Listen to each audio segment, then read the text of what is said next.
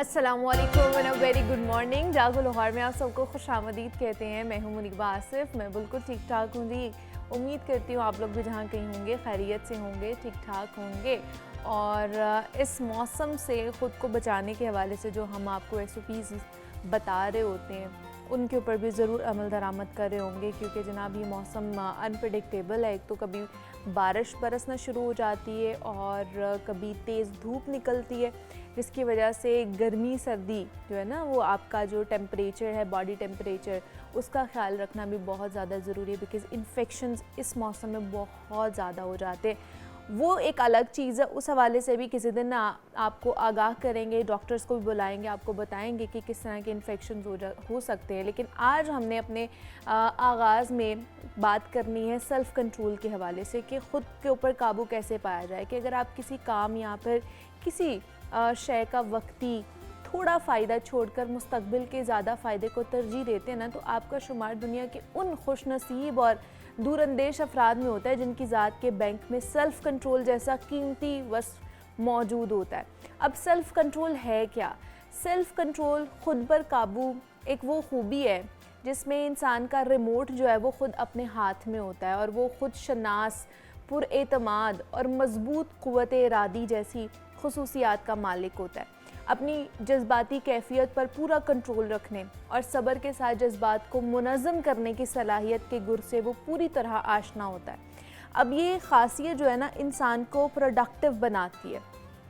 इसके ज़रिए कोई भी शख्स अपने अहदाफ हासिल करने में ना बआसानी कामयाब हो जाता है।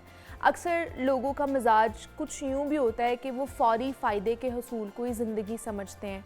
ज़्यादा की चाहत तो हर किसी को होती है, हमें भी है, आपको भी है, सबको होती है। लेकिन तवील इंतज़ार के बारे में उनका नुक्ता नज़र ये होता है कि ना जाने कितना इंतज़ार करना पड़े किसी चीज़ के बारे में, तो अभी जो है बस उसी से काम चला लिया जाए। कभी भी वेस्ट नहीं जाने देती कोई भी चीज़। अल्लाह पाक हमेशा आपको अजर ज़रूर देता है जब आप मेहनत करते हैं, तो मेहनत से घबराना नहीं चाहिए। बड़े बुजुर्ग भी कहते हैं ना कि मेहनत करें, तो मेहनत से कभी घबराए नहीं। बेशक बेबी स्टेप्स ज़रूर लें अपने मकसद के लिए, अपने ज़िंदगी में आगे बढ़ने के लिए बेबी स्टेप्स लें। बड़ी बड़ी छलांगे लगाने की ज़रूरत नहीं है। जो लोग बड़ी बड़ी छलांगे लगाते हैं कभी कभार वो जीत भी जाते हैं, लेकिन बहुत से लोग उसमें ना औंधे मुँह गिरते भी हैं। औंधे मुँह गिरते हैं कि अपने मुंह के बल ही गिर जाते हैं। तो इसलिए बेबी स्टेप्स लें, छोटे छोटे स्टेप्स लेके आगे बढ़ने की कोशिश किया करें। तो ये आज का हमारा पैगाम था। तो अभी आगे बढ़ते हैं, कुछ बात कर लेते हैं हड्डियों के हवाले से, क्योंकि अक्सर हम ना हड्डियों या फिर जोड़ों के दर्द को बढ़ती उम्र की अलामत समझ कर ना नज़रअंदाज कर देते हैं। लेकिन क्या आपको ये पता है कि हालिया तहकीक के मुताबिक पाकिस्तान में हर चौथा बालिग फ़र्द हड्डियों या फिर पट्ठों के दर्द में मुब्तला है। दफ्तर में बैठे रहने, घर में काम करने वाली ख़वातीन और यहाँ तक कि नौजवान भी इस तकलीफ़ का शिकार है, और ये शरह जो है वो दिन ब दिन बढ़ती जा रही है। आखिर ऐसा हो क्यों रहा है? क्या वजह सिर्फ कैल्शियम की कमी है या जो हमारा तर्ज़ ज़िंदगी है? आज के प्रोग्राम में हम यही बात करेंगे कि हड्डियों और जोड़ों के दर्द की असल वजूहात, एहतियाती तदाबीर और ख़ास तौर पर जो देसी इलाज है, हिकमत का इलाज है, उसके हवाले से बात करेंगे। उस पर बात करने के लिए हाफ़िज़ इसहाक सुल्तान हकीम साहब ने आज हमें स्टूडियो में ज्वाइन किया है। उनकी तरफ चलते हैं। सुल्तान साहब, आपको खुशामदीद कहते हैं जागो लाहौर में। कैसे हैं आप? ठीक हैं? अल्हम्दुलिल्लाह, thank you very much. Sir, आज हमने हड्डियों को मजबूत करने के हवाले से बात करनी है। आप क्या कहेंगे जब आपके पास लोग आते हैं, कौन सी उम्र के एक तो लोग आते हैं और किस तरह की प्रॉब्लम्स के साथ प्रेजेंट करते हैं? बहुत शुक्रिया। आज का टॉपिक बहुत ही इम्पॉर्टेंट है और मेरी प्रैक्टिस में बहुत ज़्यादा तादाद जो पेशेंट की आती है वो इन्हीं जॉइंट्स प्रॉब्लम के साथ आते हैं। और पहले ये होता था कि ये तकरीबन ओल्ड एज के लोग होते थे, जोड़ों के दर्द में मुब्तला होते थे, पर नाउअडेज़ अब यंग चैप भी इसके अंदर आ रहे हैं। और मैंने देखा मेरे पास 2 साल के बच्चा भी इसके मर्ज़ में ऐसा है। तो उसकी बहुत सारी वजूहात बनी हैं। हमारे खाने पीने में बद एहतियातियाँ होती हैं और इसके अलावा कैल्शियम पूरा ना होना बॉडी में उसकी वजह बनती है। समटाइम हम बहुत ज़्यादा फास्ट फूड्स यूज़ कर रहे होते हैं जिस वजह से, या बहुत ज़्यादा हम गोश्त के इस्तेमाल कर रहे होते हैं जिसमें बहुत से टॉक्सिन्स हमारी बॉडी में जैसे यूरिक एसिड वगैरह है और इस तरह की चीज़ें वो बढ़ जाते हैं। समटाइम ऐसा भी होता है हमारे पास कि हमारी किडनी जिसका काम है इनको एक्सक्रीट करते रहना इन वेस्टेज को, वो तो अपना काम कर रहे होते हैं, लेकिन क्या होता है हमारी इनटेक इतनी ज़्यादा ऐसी चीज़ों की होता है जिनका बायो प्रोडक्ट जो है वो यूरिक एसिड बहुत ज़्यादा बन रहा होता है, जिसकी वजह से भी पेशेंट यूरिक एसिड में मुब्तला होते हैं। और ख़ासकर यंग चैप जो आजकल चूँकि बहुत ज़्यादा फास्ट फूड वो यूज़ कर रहे होते हैं, जिसके एज ए रिज़ल्ट उनका बाय प्रोडक्ट पे यूरिक एसिड बन जाता है। और सम टाइम ऐसा भी होता है यूरिक एसिड नॉर्मल बन रहा होता है, लेकिन उसके साथ किडनी जो है वो इतने स्लो इन फंक्शन हो जाते हैं, वो प्रॉपर तो एक्सक्रीट नहीं कर पाते। तो ये मुआली का काम है कि जस्ट ये ना देखे कि बस पेशेंट हमारे पास आया, उसको अर्थराइटिस है और पेन किलर उसको एडवाइस कर दिया, ऐसा नहीं है और ना ही तिब ऐसा करती है। मैंने वैसे तो इसके बहुत सारी अक़साम हैं, दर्दों की, जोड़ों के दर्दों की, आर्थराइटिस की, जॉइंट पेन्स की, बट मैंने इसको इंतहाई सिंप्लीफाई कर दिया। चूँकि मैं कॉलेज में प्रोफेसर भी हूँ और अपने स्टूडेंट्स को जब मैं इसके ऊपर लेक्चर दे रहा हूँ तो इंतहाई सिंपल वे से उनको बताता हूँ। और आज के आपके इस जो है प्रोग्राम के अंदर भी मैं इतने आसानी के साथ बताऊंगा कि जोड़ों के दर्द को हम कैसे डिटेक्ट कर सकते हैं, इसकी किस्म कौन सी है और इसका इलाज हम क्या करें। हिट एंड ट्रायल मेथड से नहीं होता, यही वजह है कि जो लोग पेन किलर यूज करते हैं थोड़ा सा लाइट पेन किलर यूज कर रहे होते हैं और वो फिर बेचारे ठीक भी नहीं होती और मेडिसिन की आफ्टर इफेक्ट्स भी उनको मिलती हैं। चलिए फिर आइए उस साइड पे चलते हैं ताकि फिर पता चल सके कि किस तरह के हिकमत में या तिब में जो है ना वो मौसर तरीके हैं जो कि हम घर में यूज़ कर सकते हैं। तो हकीम साहब सबसे पहले क्या तरीका इलाज है?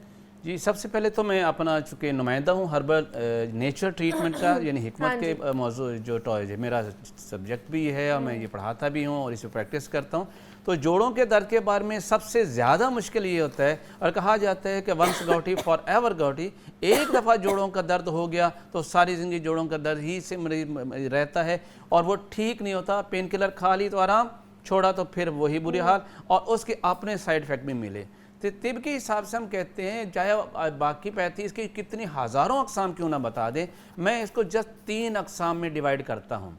पहला क्या होता है तिब के मुताबिक, ऐसा दर्द जो रतूबात की ज़ाती से होता है और ऐसा दर्द जो खिलते बलगम की ज़ाती से होता है उसकी वजह से दर्द हो जाए, ऐसा दर्द जो खुश्की की ज़ाती की वजह से होता है यानी तेज़ाबियत की ज़ाती की वजह से होता है, और तीसरी इसकी किस्म जो हरारत और गर्मी की ज़ाती से होता है। अब हम इसको डिटेक्ट कैसे करेंगे, एक आम बंदे को कैसे पता चलेगा उसे किस टाइप का जोड़ों का दर्द है? तो उसको मैं बड़ा आसान अल्फाज में बताता हूँ कि जो मैंने कहा कि रतूबात की ज़ाती से जोड़ों का दर्द होता है, दरअसल वो जोड़ों का दर्द होता है जो कि लेटने से आराम करने से बढ़ जाता है। अच्छा। आप रात को लेटे, आप ठीक थे, सुबह उठे आपके तमाम जॉइंट्स में पेन हो रही होती है, तो ये जो जोड़ों का दर्द हो ये रतूबात की ज़्यादती से होता है। और इसका हम इलाज क्या करते हैं, बड़ा सादा सा घरेलू सा नुस्खा है और इसे यूज़ करें और ये दर्द फॉर एवर ठीक हो जाए, क्योंकि आपने इसकी रूट काज का इलाज कर दिया। आप इसने ये नहीं किया कि पेन किलर देना शुरू कर दिया, वजह बलगम की जाती, रतूबात की जाती थी। तो हमने इसके लिए करना क्या है, एक चूज़ लेने, हमारे यहाँ ये तुम्मा है, इसे हम हंजल कहते हैं, ये आपने 50 ग्राम लेना है। ठीक है। और दूसरा ये है मुसब्बर, ये एलोवेरा का एक्सट्रैक्ट होता है, इनको अरगंदल के जो है गूदे को ख़ास तरीके से ड्राई कर लिया जाता है, तो ये मुसब्बर बना है, तो ये भी 50 ग्राम लेना है। और इसके बाद आपने 20 ग्राम ये सौंठ लेनी है, जिसे हम अदरक को खुशक कर लेते हैं। अच्छा। तो ये से हम इसे सौंठ कहते हैं। आपने 20 ग्राम ये लेना है और 10 ग्राम आपने अमोनियम क्लोराइड ये नुशादार लेना है। ये 4 अज्जाएं प्लीज़ इसे नोट ज़रूर करते जाइए, ताकि अपने मर्ज को तशखीस करेंगे और उसके मुताबिक इलाज करेंगे तो यकीन जाने ये जोड़ों का फॉरएवर ठीक हो सकता है। ठीक है, ये जोड़ों के वाले ये 4 चीजें वो हैं जो कि आप रतूबात की तरह से जोड़ों में दर्द, जो लेटने से जो दर्द बढ़ जाए, इनके फिर 500 मिलीग्राम का कैप्सूल भर लीजिए। बड़े हैं तो 500 मिलीग्राम, अगर छोटे हैं तो 250 मिलीग्राम कैप्सूल या चने के बराबर गोली बना के सुबह दोपहर शाम में इस्तेमाल कर सकते हैं पानी के साथ। ठीक है। अब इसकी दूसरी किस्म वो आ जाती है जो कि दबा जो यूरिक एसिड की जाती से, जो कि तेजाबियत की जाती से, ऐसा दर्द जिसको दबाने से दर्द हो। आप बैठे हैं, कोई पेन नहीं है, आप खड़े होते हैं, जैसे आपके जॉइंट पे दबाव पड़ता है तो पेन स्टार्ट हो जाती है। और उसमें खास आप देखें हील का दर्द, एड़ी का दर्द, कमर का दर्द, ये इस वजह से होता है। और उसके लिए क्या करना है, हमने करना क्या है, इस तेजाबियत को बॉडी से खारिज भी करना है, उसके प्रोडक्शन को कंट्रोल करना है। तो उसके लिए हम क्या करते हैं, हमने यही लेना है, सौंठ लेना है 1 नंबर। दूसरे नंबर पर हमने लेने संजान शीरी, इसकी दो किस्में होते हैं, कॉल्चिकम हम इसको कहते हैं, एक शीरी और एक तल्ख, लेकिन आपने शीरी लेना है मीठे वाला। अच्छा। तीसरे नंबर पर ये अश्वगंध नागौरी है, ये इंडिया से आती है और ये रूट्स होते हैं प्लांट्स की, वेरी इफेक्टिव हैं तेजाबियत और यूरिक एसिड को बॉडी से खारिज करने के लिए। और चौथी चीज़ है ब्लैक पेपर, जिसे काली मिर्च कहते हैं। चारों चीज़ें बराबर वजन में लेके इनको पाउडर कीजिए और चाय वाली आधी चम्मच सुबह दोपहर शाम खाना खाने के बाद लीजिएगा। और गोश्त और पत्तों वाली सब्जियां और चावल इनसे मुकम्मल तौर पे अवॉइड कर लीजिए। अवॉइड करेंगे तभी इनका इफेक्ट होगा, तब असर होगा। अब तीसरी किस्म आती है वो दर्द जो चलने से बढ़ता है। पहले मैंने बताया ऐसे दर्द जो आराम करने से बढ़ता है, अब ये वो दर्द होते हैं जो चलने से बढ़ते हैं, यानी ये गर्मी की ज्यादती से होते हैं, ये सफराक की ज्यादती होती है, ये इन्फ्लेमेटरी आर्थराइटिस होते हैं। ये आजकल जो मौसम है उसकी वजह से भी हो सकता है। आजकल के जो मौसम है वो सर्दी की ज्यादती से होते हैं। अच्छा। और वो सर्दी के होते हैं, उसको हमने हरारत देनी है। और ये नुस्खा मैंने सुंड वाला बताया था, मैंने इसमें ये जो अश्वगंध नगौरी और सरंजा शीरी और काली मिर्च, आजकल का नुस्खा ये बेहतरीन है। ठीक है। जो गर्मी की जाती जहाँ पे जॉइंट्स के अंदर पेन होती है, कपड़ा टच करें तो भी पेन होना शुरू हो जाती है, तो उसके लिए क्या करें, इन्फ्लेमेटरी है तो आपने अब किडनी फंक्शन को फर्दर तेज करें ताकि सारी रतूबात जिस्म से खारिज हो जाए और मुझे सफरा खारिज हो जाए और वो जो जलन हो रही होती है, वो जो स्वेलिंग हो रही होती है, वो परमानेंटली ठीक हो जाए। तो उसके लिए क्या करने, आपने लेना है तुख्मे कासनी। कासनी एक पौधा है, उसके बीज लेने हैं आपने। ये आपने लिया सपोज 50 ग्राम। 50 ग्राम आपने गुल सुर्ख यानी गुलाब के फूल ईरानी, जिसे हम सुच्चे फूल कहते हैं, ये लाल वाले फूल इस्तेमाल नहीं करने जो दरबार में पड़े होते हैं, इसका कोई इफेक्टिव नहीं होते। ये सुच्चे फूल होते हैं, हमें गुले जो है इसमें गुलाब ईरानी कहते हैं। और दो चीज़ें, तीसरा ये है कलमी शोरा, ये हमारे अदरार को, पेशाब को ड्यूरेटिक्स है, पेशाब के रास्ते इन रतूबात को खारिज करता है जो जिसमें इकट्ठी होकर पेन पैदा कर रही थी, एक जगह इकट्ठी हो रही थी, और जो सेन्यूबल मेम्ब्रेन है उसकी इन्फ्लेमेशन की वजह से। ठीक है, चलिए ये तो खाने वाली चीज होगी ना। अब चौथी इसमें जो मैं नुस्खा बता रहा था उसमें जो है एक चौथी चीज कहते हैं जौखार। ये चारों चीजें बराबर वजन में लेके पाउडर करके आधी चम्मच सुबह दोपहर शाम लीजिएगा, तो जो जॉइंट स्वेल कर चुके होते हैं हरारत की जाती की वजह से, ये सारा एक्सक्रीट हो जाएगा और मरीज ठीक हो जाएगा। अब मैं आपको बताता हूँ कि ऐसा जादू असर ऑयल जिसको आप बनाएं घर पे, यूज करें और विद इन 5 मिनट आपका पेन ऐसे गायब जैसे आपको पता है कि ये था ही नहीं। क्या बात ये सिर्फ जोड़ों के दर्द के नहीं, ये फालिज और लकवे को बेहतर करता है, ये आपके मोरों के दर्द को ठीक करता है। आपको चोट लग गई हो और वहाँ पे स्वेलिंग आ गई हो, इसको लोकली अप्लाई करें तो ठीक हो जाते हैं, इसका कोई आफ्टर इफेक्ट नहीं, बट रैपिड इन एक्शन है। मैं इसे जादू असर ऑयल कहता हूँ और ये बेहतरीन काम करता है। थोड़े से अज्जा को नोट जरूर कर लीजिएगा, ये मेरा 30 साल का एक्सपीरियंस है, आप लोगों के लिए यहाँ पर लेकर आए हूँ। चूँकि मैं बहुत खुशी होती है कि हमें ऐसे मौजू के लिए बुलाया जाता है जो बहुत आम होते हैं और जिससे लोगों को घर में बैठे फ़ायदा हो जाए और परमानेंटली वो ठीक भी हो जाए।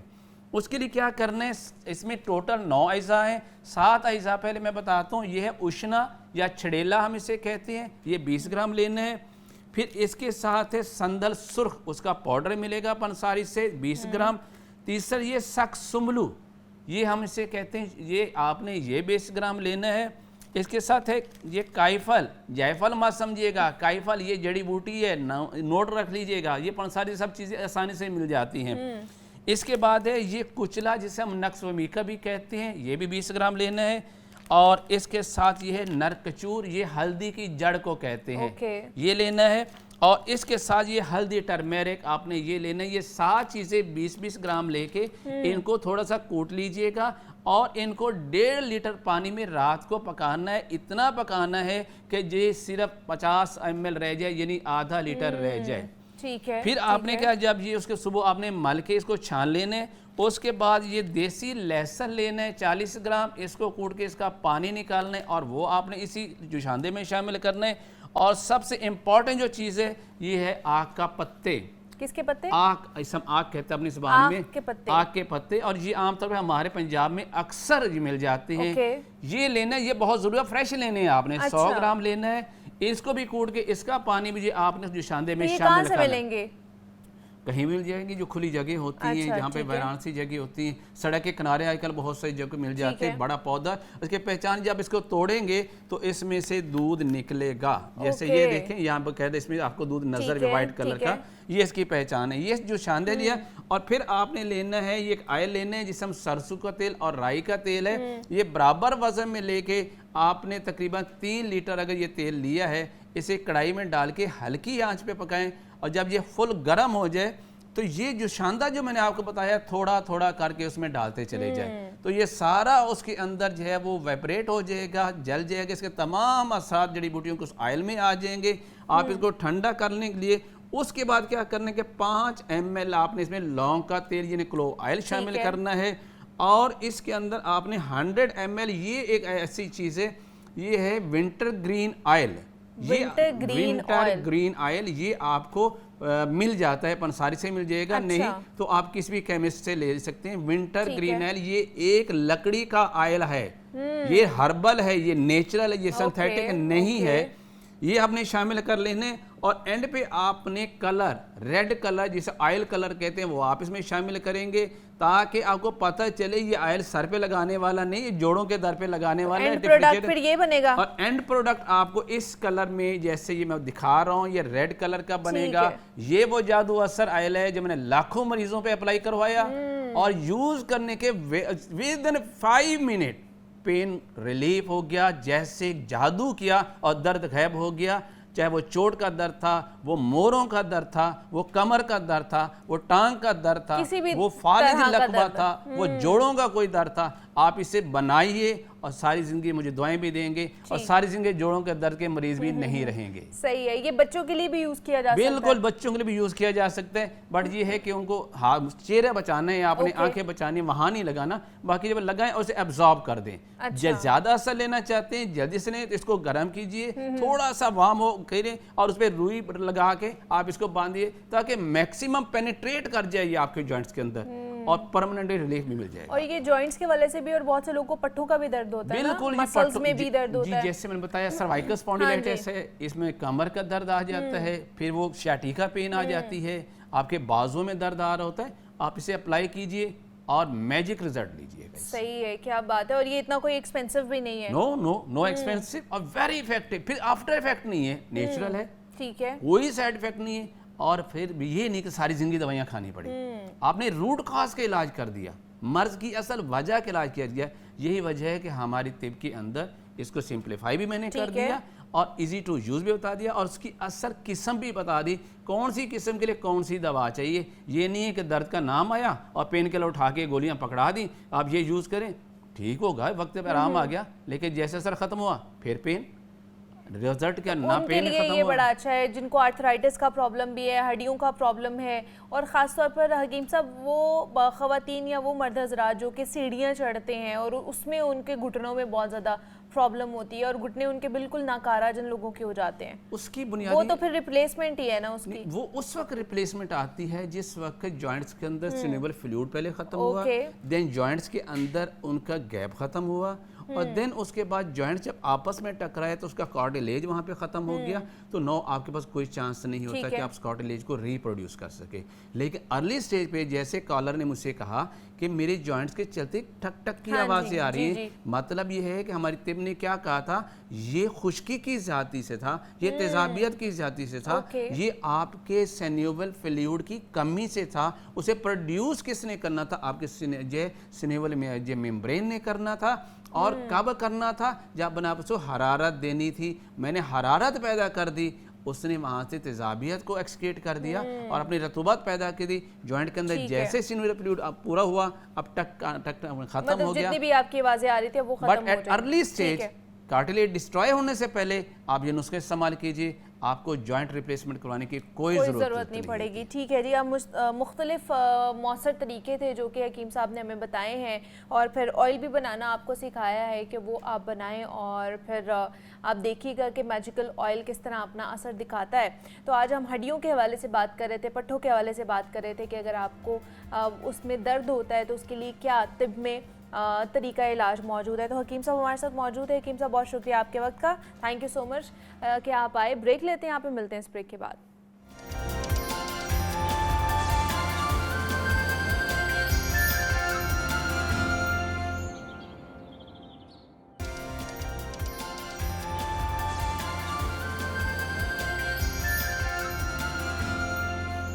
वेलकम बैक टू जागो लाहौर। जनाब, कुछ बात कर लेते हैं लाहौर शहर के हवाले से और ख़ास तौर पर सेहत से मुतल्लिक हमने अब बात करनी है, क्योंकि बताया ये जा रहा है कि सरकारी अस्पतालों में अब सेहत कार्ड पर इलाज बंद करने का फ़ैसला है। 30 जून के बाद लाहौर समेत पंजाब भर के जितने भी तमाम सरकारी अस्पताल है वहाँ पर सेहत कार्ड पर इलाज अब नहीं हुआ करेगा।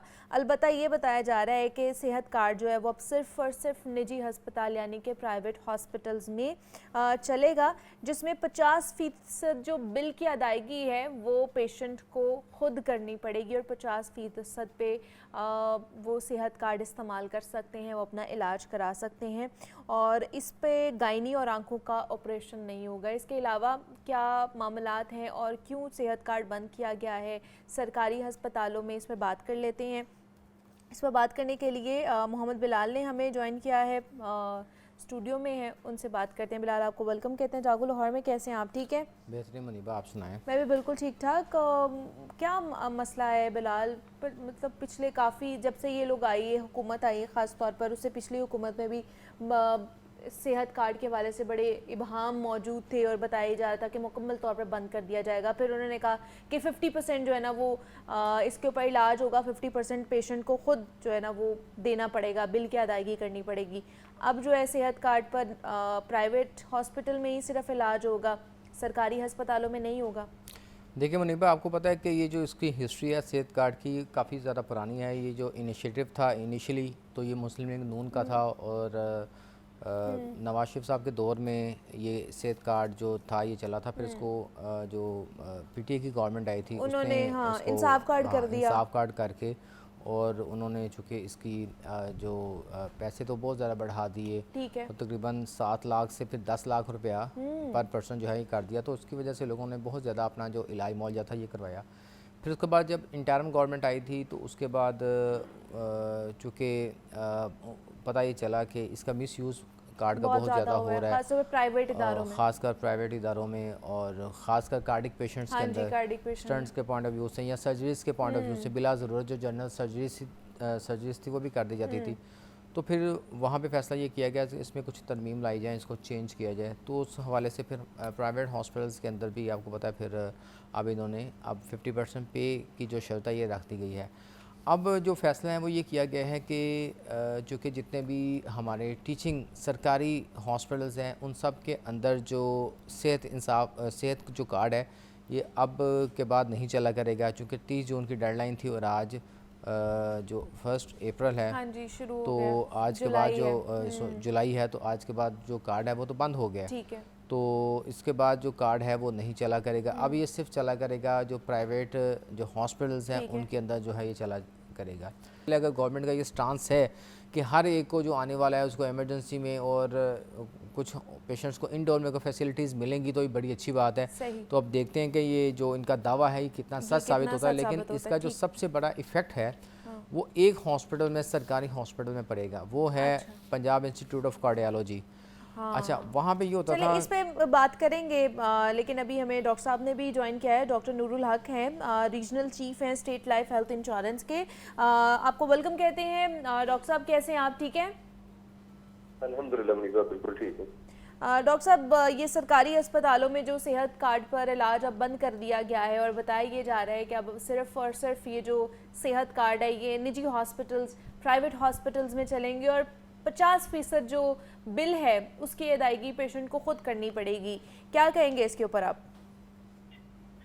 मुनीबा, मैं 2-3 चीज़ों का पहले जवाब दूंगा जो बिलाल ने किए। उसमें एक तो ये कहा गया कि ये जो हेल्थ कार्ड है उसमें गैर जरूरी सर्जरीज की गई जी, और इसमें कार्डियोलॉजी में स्टेंट जहाँ जरूरत नहीं थी वहाँ भी डाले गए जी। तो मेरी इसमें अर्ज है कि इस प्रोग्राम को बहुत तरीके से इसकी छानबीन की गई और डिफरेंट ऑडिट्स हुए हैं इसके। कार्डियोलॉजी की टीम ने विजिट किया सारी कैथ लैब को, तो कहीं पे कोई एक केस भी नहीं मिला जिसमें बिला जरूरत स्टंटिंग की गई हो या एक ही जगह 2 या 3 स्टंट डाले गए हों। और हमारे पास जो मैकेनिज्म है वो 5 लेयर। सर ये हमारे केस तो सामने आया था मिनिस्टर ने खुद जावेद अकरम खुद ही साहब आके प्रेस कॉन्फ्रेंस की थी और उन्होंने ये चीज किया था कि प्राइवेट हॉस्पिटल्स में ये बहुत ज्यादा मिसयूज हो रहा है, जिसकी वजह से ये कुछ इनिशिएटिव्स लिए जा रहे हैं, और आप कह रहे हैं कि ऐसा हुआ ही नहीं है।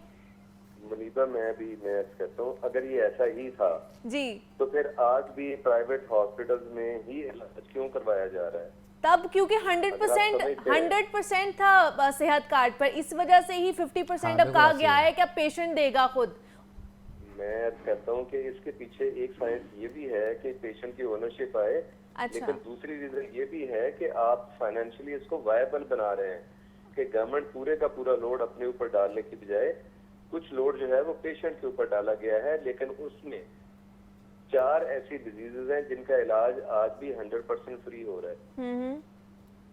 तो कुछ गवर्नमेंट के नए इनिशिएटिव्स हैं, वो मैं उनकी तरफ भी आऊंगा, लेकिन हेल्थ कार्ड को प्राइवेट सेक्टर में करने का मकसद ये है कि पब्लिक सेक्टर के ऊपर लोड को कम किया जा सके। लेकिन एक ये फैक्टर है कि नहीं है कि मिसयूज हो रहा था, आप क्या कहते हैं इसके ऊपर? नॉट एट ऑल, आप कहते हैं नहीं हो रहा। लेकिन जो मिनिस्टर साहब ने जो जब आए थे उन लोगों ने ओथ लिया, ये सारा मामला चला, पंजाब हुकूमत आई, उन्होंने जब प्रेस कॉन्फ्रेंस की, मिनिस्टर्स बैठे थे, उन्होंने जब बोला तो आप उसको भी डिनाई कर रहे हैं। मैं थोड़ी सी मुश्किल बात करने लगा हूँ। डॉक्टर साहब का अपना हॉस्पिटल भी पैनल पे काम कर रहा है, तो वो बता दें वहाँ पे कितनी की एम्बेजलमेंट हो रही है। उनकी कैथ लैब भी चल रही है, उनका हॉस्पिटल भी चल रहा है, तो कतन कोई एम्बेजलमेंट नहीं है। 5 लेयर में लोग इसको देख रहे होते हैं।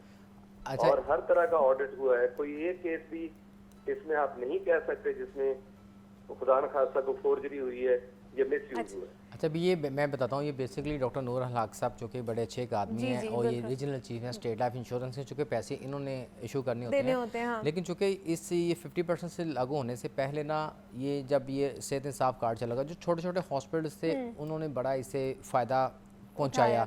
वो जो बंद पड़े थे हॉस्पिटल्स, उन्होंने वो भी खुलवाने शुरू कर दिए। अच्छा। और लोग, हर बंदे की कोशिश थी कि हमें सेहत कार्ड मिल जाए, हमें सेहत कार्ड मिल जाए। और अब चूँकि डॉक्टर साहब हैं वो तो खैर उस सीट पे बैठे हैं, तो शायद इस बात को नहीं मानेंगे, लेकिन बिला ज़रूरत बेतहाशा सर्जरीज की गई और ये जो 1 से 2 स्टंट बिला ज़रूरत स्टंटिंग भी की गई। क्योंकि अब डॉक्टर साहब हैं वो तो खैर अल्टीमेटली वो जिस जगह में बैठे हैं वो तो इस चीज़ को नहीं मानेंगे, लेकिन मैंने डॉक्टर से खुद मेरी बात हुई, जिन्होंने डाले हैं वो मुझे खुद बताते हैं हाँ यार हमने बड़ा इंजॉय किया, वो वक्त बड़ा अच्छा था। तो एक अलग बात है ना कि हमारी सहाफ़ी, आप जैसे एक सहाफ़ी, आपकी रिपोर्ट्स क्या हैं, जब आपके मिनिस्टर खुद आ रहे हैं कॉन्फ्रेंस करके बोल रहे हैं कि बहुत ज्यादा मिसयूज हुआ है, तो हुआ तो ये 50% पे लेके आए ना, क्यों लेके आए? 50% पे अब इसको हम लेकर आ रहे हैं। फिर उसके बाद ये भी हुआ था कि शायद बिल्कुल ही बंद हो जाएगा सेहत का इंसाफ कार्ड, तो अब डॉक्टर साहब तो इसको बिल्कुल ही डिनाई कर रहे हैं। हम अपनी फाइंडिंग्स नहीं कहते, हम तो मिनिस्टर साहब की फाइंडिंग्स कह रहे हैं कि उन्होंने ये चीज बोली थी। बिल्कुल ऐसे ही है। मुनीबा, मैंने आपसे गुजारिश की कि डॉक्टर साहब का अपना हॉस्पिटल हेल्थ कार्ड पे काम कर रहा है। अच्छा। जब यूनिवर्सल था तब भी काम कर रहा था, जब को पेमेंट आई तब भी काम कर रहा है जी। वो अपने हॉस्पिटल में देख लें कितना मिसयूज हुआ है, उसके मुताबिक बाकियों पे चेक कर लें।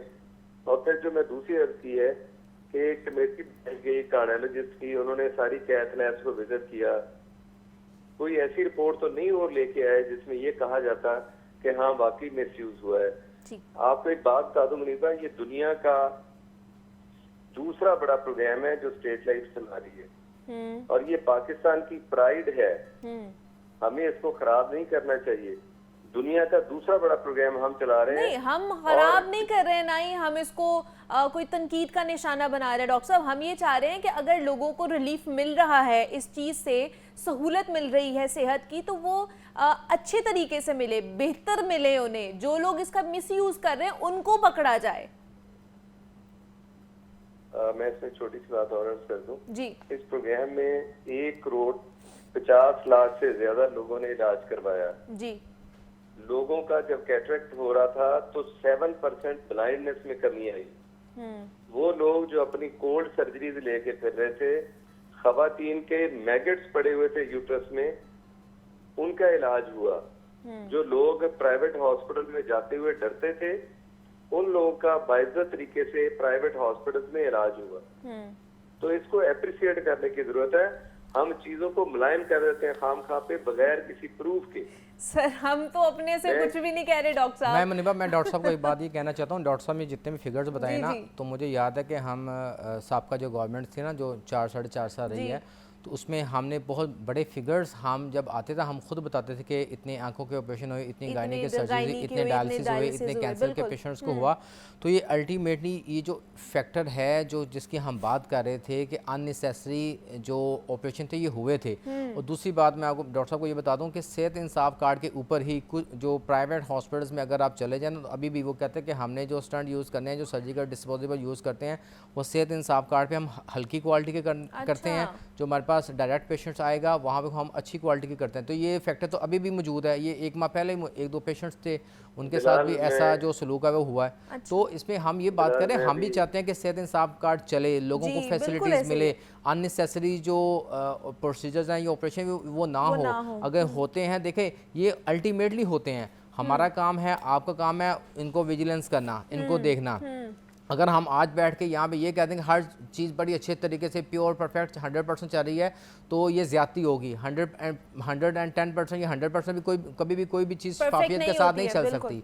तो इसमें यह है कि अभी भी यहाँ पे इश्यूज़ हैं, हर्डल्स हैं, बजाय हम ये कहें कि भाई 100% इसमें कोई 19-20 नहीं है, तो हमारी ये कोताही होगी। मैंने आपको मिसाल दी है कुछ दिन पहले की कि एक डॉक्टर मुझे बता रहा है कि भाई सेहत कार्ड पे जो पेशेंट आता है, हम उसको जो सर्जिकल डिस्पोजेबल या चीज़ें यूज़ करते हैं वो मतलब हल्की क्वालिटी की करते हैं ताकि वो सस्ती पड़ती हैं। उसमें बजट इशू ही सारा, देखो जिसने भी ऑपरेट करना है उसने पैसे की खातिर करना है, इशू है सारा पैसे का। अगर ये जो कार्डियोलॉजी के जो पेशेंट है, जो डॉक्टर्स हैं, ये सारे होते ही इसी की वजह से है। अब पंजाब इंस्टीट्यूट ऑफ कार्डियोलॉजी में सेहत जो कार्ड है ये बंद हुआ है, उसकी वजह से सारे जो कार्ड है, वो जो डॉक्टर्स हैं वो परेशान है। वो कहते हैं हमारा जो शेयर्स है वो ख़त्म हो गया। अब उसमें सरकारी हॉस्पिटल्स में अंदर पंजाब इंस्टीट्यूट ऑफ कार्डियोलॉजी में उनको शेयर्स मिलते थे, लेकिन उसका इफेक्ट पेशेंट्स पे भी पड़ रहा है। वहाँ पे पेशेंट जो जाते थे, आम जो पेशेंट वो अपना प्राइवेट जो ट्रीटमेंट करवाते नहीं थे, करा सकते तो थे, वो पहले उनको पे करना पड़ता था, अब वो सेहत कार्ड पे हो जाता था। अब ये सबसे ज़्यादा इफेक्ट जो पड़ा है सरकारी अस्पतालों के अंदर, वो पंजाब इंस्टीट्यूट ऑफ कार्डियोलॉजी की इस तरह जो वज़ीराबाद है, इसके अलावा जो दीगर जो हॉस्पिटल्स हैं, जो सेहत जो कार्डिक सेंटर्स हैं, जो इंस्टीट्यूट हैं, उनके ऊपर बहुत ज़्यादा पड़ा है। उसका अल्टीमेटली जो इफेक्ट है ये गरीब जो मरीज़ है उनके ऊपर पड़ रहा है। अब ये डॉक्टर साहब की कोर्ट में है कि अब वो पेशेंट जो कि पहले सरकारी कार्डिक इंस्टीट्यूट में जाके अपना इलाज कराते थे, अब वो सेहत कार्ड पे जाके कैसे जो प्राइवेट हॉस्पिटल है वहाँ पे जाके अपना इलाज कराएंगे, वो कैसे 50% जो है ये पे करेंगे, ये कितना मुश्किल उनके लिए होगा, ये हम डॉक्टर साहब से पूछते हैं, वो कैसे इस तरह उसको लेके चलेंगे। बिलाल, एक गुजारिश करना चाहूँगा जी, डिस्पोजेबल और स्टेंट जो भी इस्तेमाल हो रहे हैं प्राइवेट हॉस्पिटल्स में, वो सारे के सारे ड्रैप अप्रूव है। अच्छा, तो अगर तो ड्रैप जो है वो गैर मियारी चीजों को अप्रूव कर रही है, तो फिर ये गवर्नमेंट का इदारा है। फिर तो उनसे पूछा जाना चाहिए कि उन्होंने वो डिस्पोजेबल और वो स्टंट कैसे अप्रूव किए जो मुजरे सेहत है या कम दर्जे के। और दूसरी गुजारिश, जो पब्लिक सेक्टर में स्टंट यूज हो रहे हैं, डिस्पोजेबल यूज हो रहे हैं, वो भी उसी ड्रैप के अप्रूव करता है, तो या तो फिर वो भी कम क्वालिटी के हैं, और इसी तरह फिर प्राइवेट में भी कम क्वालिटी। डॉक्टर साहब, इसमें इशू ये आता है कि एक जापान का है, एक यूरोप का है, एक चाइना का है, एक जर्मन का है, एक इंडियन है, ये सारे होते अप्रूव्ड हैं, लेकिन इसमें इनकी कीमतों में काफ़ी ज़्यादा जो फ़र्क है वो आता है। हम ड्रैप की रजिस्ट्रेशन के पॉइंट ऑफ व्यू से हम बात नहीं कर रहे, हम ये कर रहे हैं कि एक मल्टीनेशनल कंपनी का जो स्टंट आएगा, या एक यूरोप का आएगा, जर्मन का आएगा, अमेरिका का आएगा, इनमें डिफरेंस आता है, और उनकी प्राइस के अंदर भी काफ़ी ज़्यादा जो डिफरेंस है वो आता है। हम उनकी गैर मेयारी मतलब ड्रैप की गैर रजिस्टर्ड होने की बात नहीं कर रहे, हम बात ये कर रहे हैं कि जो मल्टीनेशनल है, लो कॉस्ट के पॉइंट ऑफ व्यू से हम बात कर रहे हैं। जनाब, मेरी बात जरा ध्यान से सुनिएगा। इस प्रोग्राम में, जैसे मैंने कहा, ये दुनिया का दूसरा बड़ा प्रोग्राम है। आपने 13 करोड़ लोगों को पंजाब में मुफ्त इलाज की सहूलत प्रोवाइड की, और उसके लिए हमने जो इनको पैकेज दिए वो प्राइवेट के मुकाबले में 25% उनकी कॉस्ट थी। तो जब आप 60,000 रुपए में आप ट्रीटमेंट लेके जा रहे होते हैं, तो ये जरूरी नहीं आप रॉसेटन यूज करें। उसी साल्ट में अगर आपको ड्रैप अप्रूव कोई इकोनॉमिकल इंजेक्शन मिलता है, और वो इक्वली इफेक्टिव है तो आपको इस्तेमाल करने में कोई प्रॉब्लम नहीं होनी चाहिए। जो डॉक्टर इलाज कर रहा है उसकी अपनी वर्थ भी स्टेक पे होती है, अपनी रेपो भी स्टेक पे होती है। वो कतन ऐसा इलाज नहीं करेगा या वो हॉस्पिटल ऐसा इलाज नहीं करेगा जिससे उसकी अपनी रेपो भी खराब हो।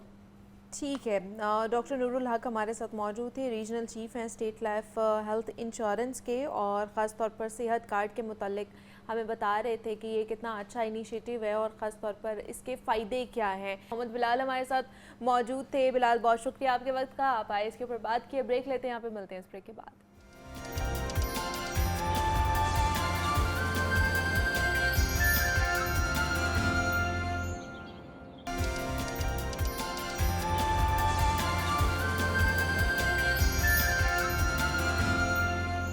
वेलकम बैक टू जागो लाहौर। जनाब, समाज के छोटे बड़े उमूर अदालत के ज़रिए किसी नतीजे पर पहुंचते हैं, लेकिन इस ऐवान में पेश होने की जो शुरुआत है वो मुकदमा दर्ज होने से होती है। अब आम शहरियों को ना अपने किसी मसले पर मुकदमा दर्ज करवाने के लिए भी जान जोखिम में डालनी पड़ती है, क्योंकि थानों में सितमज़दा अफराद की सुनवाई नहीं होती है। अब ये सूरत हाल उस सूरत में होती है जब किसी आम फ़र्द के ख़िलाफ़ पर्चा कराया जा रहा हो, और अगर किसी बाअसर शख्सियत के ख़िलाफ़ आप मुकदमा दर्ज करवाना चाहते हैं तो हमारे यहाँ आम शहरी के लिए एक बड़ा मुश्किल काम समझा जाता है। बाद के मराहिल अदालत में मुकदमे की एक तवील समातों और फ़ैसले होने तक दराज होते हैं। गरीब और मुतवसत तबके के लोग इस बात से भी डरते हैं कि अगर मुकदमा हमने दर्ज करवा भी दिया है तो कई सालों तक इसी पर ही हमें लटका के रखा जाएगा। बार बार अदालतों के चक्कर लगाकर तारीख पर तारीख दी जाती है। तो आज के इस सेगमेंट में हम बात करेंगे कि कमज़ोर लोगों के जो मुकदमात हैं वो तवील अरसे तक अदालतों की जीनत बने रहते हैं। इसकी क्या वजूहात है और क्या है इसका हल? तो इस पर बात करने के लिए बैरिस्टर अली खलील ने हमें ज्वाइन किया है, उनसे बात करते हैं। अली, आपको वेलकम कहते हैं जागो लाहौर में। कैसे हैं आप? ठीक है, अल्हम्दुलिल्लाह। अली, ये जो आजकल मामला चल रहे हैं, बहुत से लोग कहते हैं जी हम तो पहले हमारा जो पुलिस कल्चर है उस तक हमारी रसाई पॉसिबल नहीं है, फिर अगर हो भी जाती है तो अदालतों में जब मुकदमे जाते हैं तो फिर तारीख पर तारीख दी जाती है। अगर आपका कोई अच्छा रेफरेंस नहीं है, बड़ा रेफरेंस नहीं है, तो इतनी देर तक इतना अरसा गुजर जाता है और हमारी सुनवाई नहीं होती है। क्या वजह है इसकी कि ये चीज़ें इतनी जो है ना प्रोलॉन्ग होती जा रही हैं? Thank you so much. इसमें एक बड़ा क्लियर फैक्ट है कि अक्सर मैं कहता हूँ कि हमारे यहाँ जो मजलूम होता है उस पर जिस टाइम जुल्म होता है वो एक लदा उस टाइम मजलूम होता है वो, और जब फिर वो अदालतों में और हमारे थानों में जाता है तो उस पर एक जुल्म की नई दास्तान वहाँ से शुरू कर दी जाती है और उसके नए ट्रायल से गुजरना पड़ता है। और शायद हमारे यहाँ जो ट्रायल है वो किसी जालिम और मजलूम के दरमियान नहीं होता। जो ट्रायल है वो सिर्फ यहाँ पे एक गरीब आदमी का होता है। पाकिस्तान में बदकिस्मती है। जो बेसिक रीज़न इसकी ये मैं समझता हूँ अभी तक हमारा जो इंफ्रास्ट्रक्चर है, लीगल इंफ्रास्ट्रक्चर, वो as compare to all the world बहुत हम लोग बैक फुटिंग पे काम कर रहे हैं। इसके मल्टीपल इशूज़ हैं। जो मेन इशू सबसे बड़ा वो ये है, मैं ये समझता हूँ कि हमारी इसमें अदालती निज़ाम की और हमारी गवर्नमेंट पॉलिसीज़ की बहुत बड़ी नाकामी है कि हम लोग अभी तक इसको टैकल नहीं कर पाए। देखें कि जो अदालत में दो फरीक हैं, एक चाह रहा होगा मुझे इंसाफ मिल जाए, दूसरा चाह रहा होगा इसको डिले कर दिया जाए या बच जाऊँ।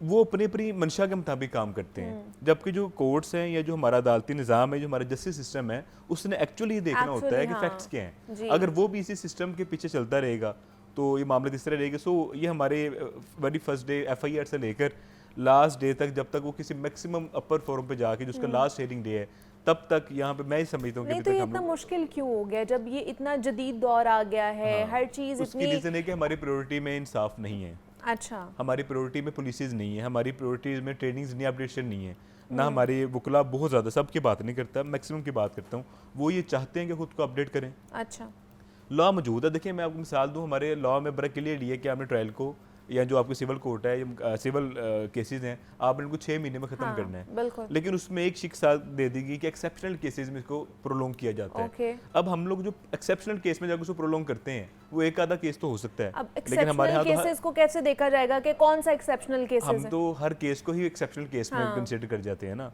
तो लॉ ने जो हमारी सहूलत के लिए एक शिक डाली थी, हम उसको अपने नाजायज़ फ़ायदे के लिए इस्तेमाल करते हुए अब जहाँ ट्रायल को 6 महीने में ख़त्म करना है, मेरे ख्याल 6 साल में भी ख़त्म हो जाए तो एक गनीमत होगी।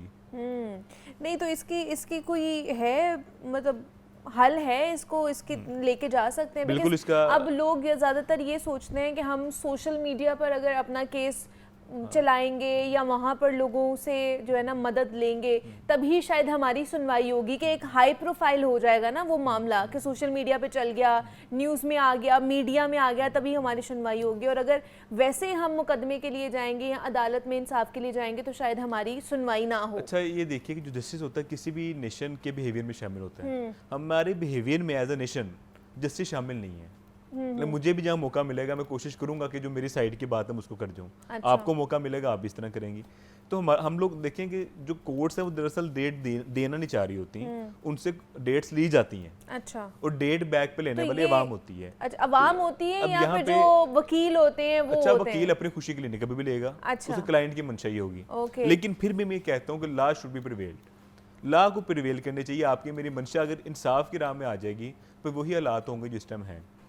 जबकि बाहर के ममालिक में जो हमारे अच्छे कंट्रीज़ हैं उनमें ये चीज़ है कि चाहे कोई वज़ीर आज़म आ रहा है वहाँ का, कोई अमीर तरीन आदमी आ रहा है या वहाँ का कोई सबसे गरीब आदमी आ रहा है, जो लॉ के प्रिंसिपल है वो सब पे इक्वली वहाँ पे अमल दरामद उन पे किया जाता है और किसी को भी उससे एक्सेप्शन नहीं है। तो जब तक हम एक्सेप्शनल केसेस में क्लासेस को, तबकात को और अपने अपने इंटरेस्ट को नहीं निकालेंगे तब तक ये सिस्टम ठीक नहीं हो सकता। नहीं तो ये ख़ास तौर पर जैसे मैंने बात की कि अदालत में केस तो बाद में पहुंचना है ना, पहले एक प्रोसीजर होता है सारा कि आपने FIR करानी है, आपने थाने में जाना है, सारा मामला वहाँ पे एड्रेस कराना है। तो ये जो थाना कल्चर से लोग अभी तक डरते हैं, क्या वजह है इसकी कि अभी तक ये ठीक नहीं हो पाया? आप ये देखिए कि जो थाना कल्चर था एक टाइम पे इसको समझा जाता था कि जागीरदारों की जागीर है और इसको वो अपने किसी भी नाजायज़ अज़ाइम के लिए इस्तेमाल करेंगे।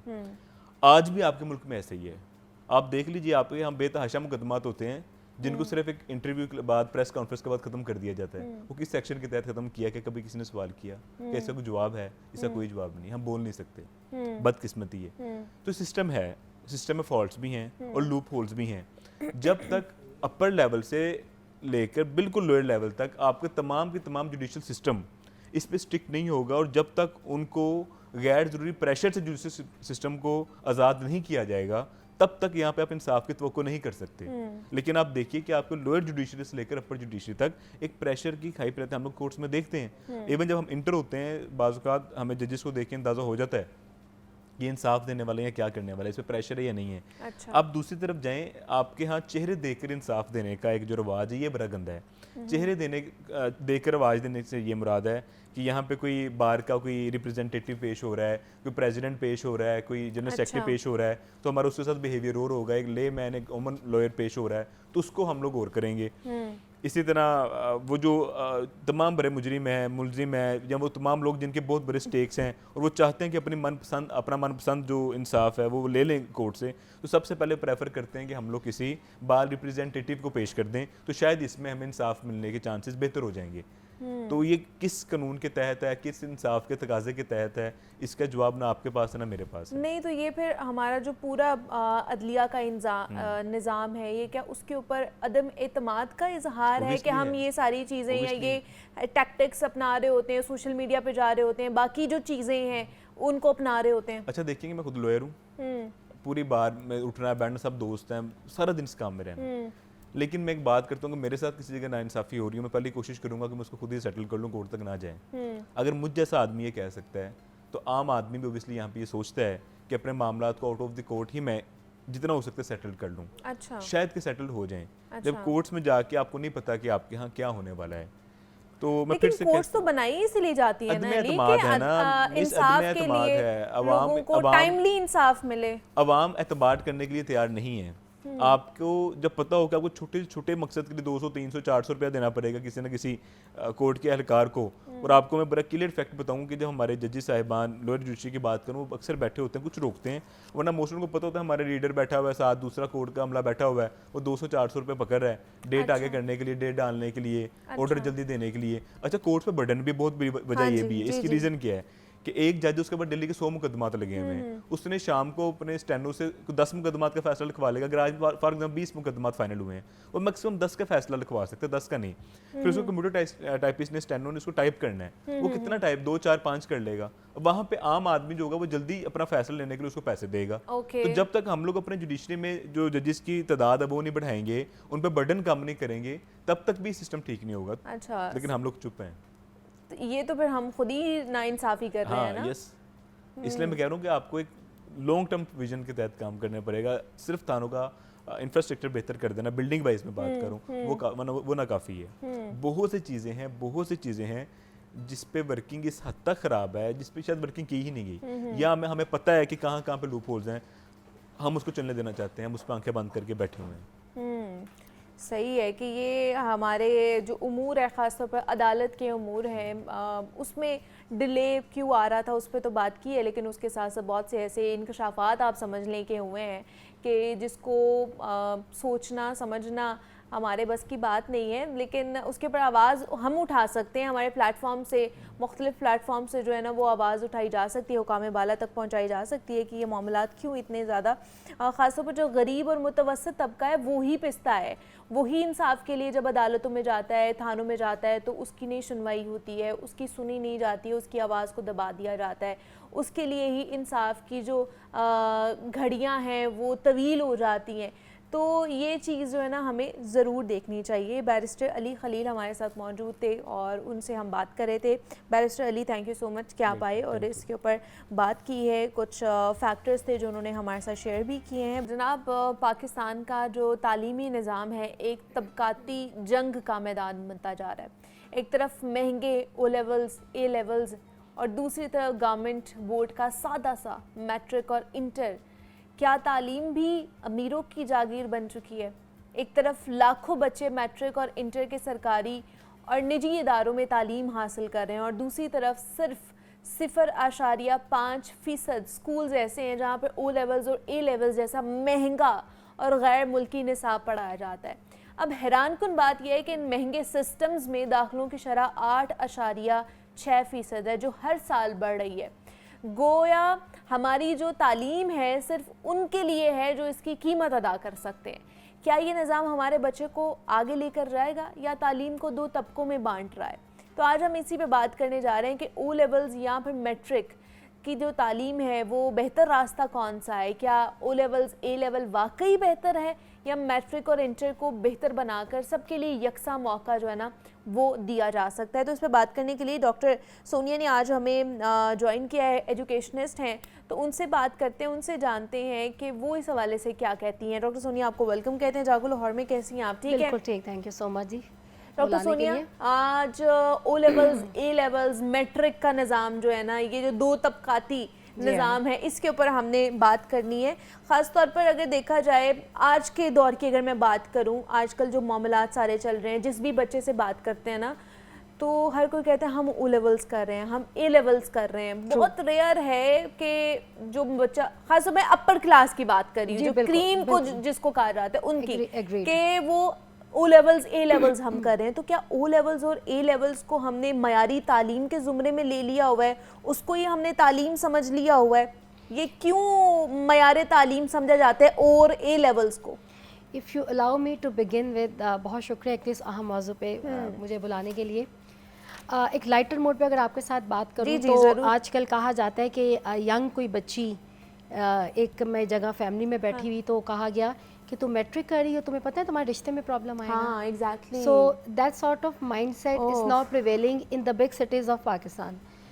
सो the A and O level जो हमारा सिस्टम है, देखें ये सिस्टम कोई ख़राब नहीं है, लेकिन इट इज़ अबाउट कि पाकिस्तान के अंदर इसकी जो इम्प्लीमेंटेशन है that is for a certain class. Okay, Pakistan के एजुकेशन के एक मसाइल में से एक मसाइल, अगर आप हमें कहेंगे ना एज ए एजुकेशनिस्ट कि आप लिखिए पाकिस्तान के जो एजुकेशन से रिलेटेड इश्यूज़ हैं, तो उसमें से ये एक इशू है which is a very very serious issue. Since 1947 जब से पाकिस्तान बना है, इस पे तो हमने बात करने की ज़रूरत नहीं है कि हम अपने जीडीपी का कितने % एजुकेशन पे लगाते हैं। आप पहले भी इस पे प्रोग्राम कर चुके, बजट, पोस्ट बजट भी हमने इस पे बात की। एक तो रिसोर्सेज की कमी, एक तो फाइनेंस की कमी ऑलरेडी है। अच्छा, अब जो एग्जिस्टिंग सिस्टम है उसको हम इतना कॉम्प्लिकेट कर देते हैं और ये अब से नहीं है। अच्छा, ए और ओ लेवल जो बहुत कॉमन हुआ वो सन 2000 के बाद हुआ। पहले पाकिस्तान में 2000 से पहले या 90 की दहाई या 80 की दहाई में मैट्रिक, एफए, आज आपके जो टॉप ब्यूरोक्रेसी बैठी है, आपके जो प्राइम मिनिस्टर्स भी बैठे हैं या सीएम्स होंगे, वो भी हमारे मैट्रिक करके आए हैं, ये सब मैट्रिक करके आए हैं। बिल्कुल। और हम लोग खुद I myself I am a product of matric. Exactly तो अब ये एक सिस्टम जो है ये पाकिस्तान के अंदर इंट्रोड्यूस हुआ, लेकिन हम लोग यहाँ पे करते ही हैं कि हम लोग सिस्टम के साथ कुछ खेलते रहते हैं। पहले पाकिस्तान में शुरू में उर्दू और इंग्लिश मीडियम की वजह से जो एक जंग ये थी, बड़ा प्रॉब्लम होता था तब। अब ये भी देखिए, इसने जो आप तबकाती जो एक निज़ाम की बात कहती हैं, जो डिविजन्स ऑफ क्लासेस की बात कहते हैं, this is not just happening today, it has happened many decades before. I remember my sister, we were in Queen Mary School. It was once a very very good renowned school of Lahore. एक ज़माने का 70s और 80s का, तो मेरा भी admission है वहाँ पे था। I remember मेरे साथ तो है ऐसे नहीं हुआ, तो मेरी बहन English, it was a very pure English medium school, जैसे कॉन्वेंट का स्टाइल था, तो स्कूल का वो। तो मुझे याद है कि ज़ियाउल हक साहब का टाइम आया, क्योंकि मैं उनकी पर्सनैलिटी पे तनकीद नहीं करी, मैं उनके लाए निज़ाम की बात कर रही हूँ। एकदम वो रात को सो के उठते हैं, ज़ियाउल हक साहब जो पाकिस्तान के सदर थे और चीफ मार्शल भी थे, तो वो उठते हैं और वो कहते हैं कि सारा निसाब उर्दू में करते हैं। अब उस दौर में जो क्लास 7 और 8 के बच्चे थे, I remember my sister told me that she was elder to me, और उसने मुझे कहा कि मैथ्स भी उर्दू में हो गया था। Oh my God. 7वीं और 8वीं जमात का जो बच्चा है जो थ्रू आउट इंग्लिश पढ़ा है, तो एकदम उसे कहा जाता है और उसे उर्दू में पढ़ना है, और उसे 3 साल में से मैट्रिक में पेयर होना है। So this has happened with Pakistan and, और हम लोग अपने बच्चे के ऊपर जो है वो जुल्म कर रहे हैं। पहले ही हम ज़बान के ऊपर इतने मसाइल हैं, यहाँ पे हमारी रीजनल लैंग्वेज अरग पढ़ाई जाती है, अरबिक हमने कंपलसरी की हुई है, इंग्लिश हमने पढ़ानी, उर्दू पढ़ानी है, इस पे भी एक बहुत सीरियस रिसर्च है। This sort of pressure we put on the little minds कि उन्होंने अरबी भी पढ़नी है, ज़ाहिर है हमारी कुरान की ज़बान है, विच इज़ ओके। हमने सिंध में सिंधी पढ़ाई जाएगी, यहाँ पे कोई पंजाबी पढ़ाई जाएगी, देन उर्दू है, देन इंग्लिश है, एक तो हमने उस पर। अब ये आप देखें ये कितने सीरियस मसले। अब आ जाइए निज़ाम की तरफ, जो हमने ओ और ए लेवल्स की बात की। देखिए पाकिस्तान की अगर एक सर्टेन एज ग्रुप की बात करूँ, जो कि इस वक्त मैट्रिक या एफए करते हैं, एफएससी, और उधर हम ओ और ए लेवल की बात कर लें, 10-15% बच्चे जो हैं उससे ज़्यादा ओ और ए लेवल जो है वो नहीं करते। हाँ जी। चल लेट्स से इस पर मैं बहुत ज़्यादा फ़र्क ऑनेस्टली स्टाइल ऑफ पेपर में नहीं समझ रही, क्योंकि मैट्रिक के सिस्टम के अंदर भी देखिए तनकीद वो बंदा करे जो कि एग्जिस्ट करती है। हमारे मैट्रिक के सिस्टम में तब्दीलियाँ लाई गई हैं, लेकिन वो उस तरह से इम्प्लीमेंट नहीं हो रही, क्योंकि टीचर्स हमारे उस तरह से ट्रेन नहीं है, क्लास में उस तरह से पढ़ा नहीं रहे। अगर ए लेवल को ओ लेवल को तख्लीक क्रिएटिविटी की तरफ लाया जा रहा है, तो हमारा मैट्रिक के बच्चे के अंदर क्रिएटिविटी नहीं है, प्रेजेंटेशन स्किल नहीं है, प्रेजेंटेशन एक पावर, कम्युनिकेशन स्किल नहीं है, अंग्रेजी पे कमांड जो है वो नहीं है। So these are the system and once they are done with their A levels, they have a very right opportunities to go abroad to apply for the scholarships। क्योंकि बाहर के सिस्टम में आपको फिर इक्वलेंस लेने और मसाइल होते हैं, तो ए लेवल का बच्चा सर्टेन SAT पास करेगा, GRE पास करेगा। अब SAT GRE आप एक जड़ा मारा के स्कूल के मैट्रिक के बच्चे को, हालांकि वो इक्वलेंस लेके बाहर अप्लाई कर सकता है, but he is not going to appear in these GRE and SAT exam which are essential to get admission in the international A levels या ओ लेवल्स वाले बच्चे को नहीं है, there is no preparation. Lahore में अगर इस वक्त बैठी हूँ, लाहौर के टॉप स्कूल जो है वो ए लेवल के बच्चों को LGS हो गया, अभी कहना नंबर ऑफ अदर स्कूल, वो SAT की तैयारी ए लेवल की तैयारी के साथ करा रहे होते हैं, इन हाउस करवा रहे हैं, उनको प्रिपेयर कर रहा है। अब आप देखें जब जॉब मार्केट की बात आएगी इंटरनेशनल नेशनल, तो बच्चा वो बहुत ज्यादा ग्रो करेगा। मतलब ये कह लें कि वो एक्सपोजर उन्हें मिल रहा होता है ना विद इन स्कूल ही, ओ लेवल्स या ए लेवल्स के बच्चों को कि क्या क्या चीज़ें, क्या क्या अपॉर्चुनिटीज़ आपको आगे मिल सकती हैं। और ऑन द अदर हैंड अगर मैट्रिक के बच्चों को देखा जाए, इंटर के बच्चों को देखा जाए, उन्हें उसमें भी नहीं पता होता कि उन्होंने आगे करना क्या है। एब्सोल्युटली। और एक और इम्पॉर्टेंट चीज़ है, देखिए उसके अंदर फाइनेंसेस हैं। जो ओ और ए लेवल का एक पेपर है ना, उसकी जो एग्जामिनेशन फ़ी है वो 30 से 35 हज़ार है। बिल्कुल है, कैम्ब्रिज की ऐसे ही है। अच्छा, ये आप ये लेते हैं ब्रिटिश पाउंड के अंदर, तो अब जब हमारी करेंसी डिप्रिशिएट करती है, पाकिस्तान की करेंसी जो कि आजकल फिर की हुई, आपका डॉलर 286 हो रहा है, आपका पाउंड 400 को टच कर गया, तो वो फीस, वो उनकी सर्टन फी, उसके वो फ़ी और बढ़ जाएगी। अब एक बच्चे ने 8 एग्ज़ाम देने, 8 मल्टीप्लाई बाय 30 करें तो आप देख लें 2.5-3 लाख रुपया एक बच्चा एग्जामिनेशन की, सिर्फ एग्ज़ाम, स्कूल फ़ी नहीं है। तो जब एग्ज़ाम का टाइम आएगा तो वो उसको देना। तो हमारे यहाँ पे लोगों की पर कैपिटा इनकम जो है पर डे अगर मैं देखूँ तो वो $2.5 US डॉलर से भी नीचे है पाकिस्तान की 40% आबादी की। तो देखें ये तो आई रियली डोंट नो कि हमने इसको क्या करना नहीं तो क्या कहीं ना कहीं ये एक ये भी मसला है कि लोगों ने एक स्टेटस सिंबल बना लिया हुआ है ओ लेवल्स और ए लेवल्स को, एक खास तौर पे एक खास क्लास के साथ इसको रिप्रेजेंट किया जाता है, एक स्टेटस सिंबल हो जाता है। मैंने प्रोग्राम के आगाज में ये आपसे बात कही थी, इट इज़ ट्रू। देखिए हम ओ लेवल ए लेवल को भी बंद नहीं कर सकते, अगर आप मुझसे फ्रैंकली पूछे मैट्रिक को भी नहीं कर सकते। आपने अगर थोड़ी सी एक बैलेंस क्रिएट करना है तो जैसा कि मैंने कहा कि आप सिलेबस रिवाइज कीजिए, आप टीचर्स को ट्रेन कीजिए, और आप जो है वो अपने सिलेबस के अंदर एक क्रिएटिविटी जो है वो लेके आइए कि हमारा मैट्रिक और एफएससी का बच्चा इंस्टेड के वो एक रट्टा सिस्टम की तरफ जाए, वो एक क्रिएटिव वे में ना सिर्फ पढ़े बल्कि एग्जाम को भी जो है वो दे। वो तो ये तो हुकूमत कर सकती है, यहाँ पर जो इदारे इंस्टीट्यूशंस हैं वो अपने तौर पे ये चीज़ें कर सकते हैं ना। बिल्कुल, अब पॉलिसीज ऐसी बनाएं, अपने टीचर्स को ट्रेनिंग दें। टीचर्स ट्रेनिंग तो पाकिस्तान में ख़त्म हो गई।